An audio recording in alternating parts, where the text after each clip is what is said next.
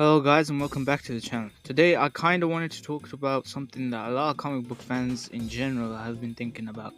The state of the DCU right now has been something that a lot of people have been talking about, especially since we have a Superman movie coming out this year, which a lot of people are excited for right now. What makes it even better is that it's releasing in the same time as the Fantastic Four movie that's coming out in July, I guess. It's got me thinking though, if DC has what it takes to compete with Marvel again. Here's what I think.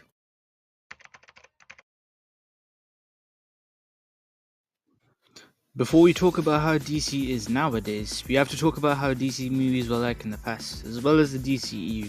For those who don't know, it was basically known as the DC Extended Universe. So as far back as the 70s, we had the Christopher Reeve Superman movies, which I personally think have the best version of Superman ever. And then not long after, we got the Tim Burton Batman movies, which also did pretty well. Though on the Marvel side of things, there wasn't really much, since superhero movies weren't really mainstream yet. The most we got was one Spider-Man movie and a TV show of The Incredible Hulk, but that was about it. Up until the late 90s, that is. After the Joel Schumacher Batman movies flopped and made superhero movies look pretty bad in general, the Blade movie came out and it was the exact opposite. It's basically what made Marvel hit off with their superhero movies, and this kept on going with the first X-Men movie and the first Spider-Man movie, which really kicked off superhero movies in terms of popularity. But on the other side, DC was kind of lacking. True, you had TV shows like Smallville and whatnot, but there weren't really any mainline Batman or Superman movies up until the mid-2000s. Here's where we get to Superman Returns, a movie that was basically mixed, and to be honest, that's an understatement. Though the Christopher Nolan Batman movies were the exact opposite. People really liked Batman Begins, and it helped to get Batman back to the seriousness that fans wanted after Batman and Robin flopped. The competition between DC and Marvel kept going though, with the start of the MCU with Iron Man and The Dark Knight being released in the same year. Good movies on both sides, and it's no wonder why they're talked about as some of the best comic book movies of all time. This kept on going with the first Avengers and The Dark Knight Rises coming out in 2012, and Superman finally came back later with Man of Steel coming out a year later. Even though people may have mixed feelings with that movie, it's clear it helped bring Superman back into the limelight again after not having a movie for almost a decade after Superman Returns. Though this is where the competition starts to seem a little bit weird. You see, Warner Brothers must have seen how popular the MCU was becoming, and long story short, they basically rushed the stories in their own movie universe that they were making, with Batman v Superman being way too rushed and convoluted, and making a Justice League movie straight after. What made things worse is that Zack Snyder had to lead the Justice League movie midway, leading to Joss Whedon taking over, and well, I think you know how that turned out. Tell me,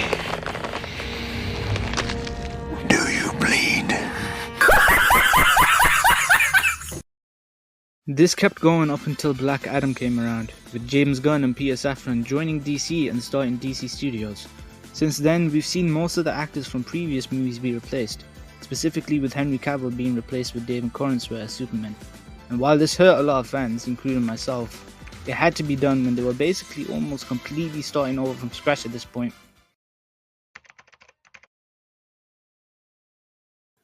This takes us to now, where we've already seen a glimpse into the start of the DCU, with the TV show Creature Commandos being released, and it's pretty good so far, to be honest.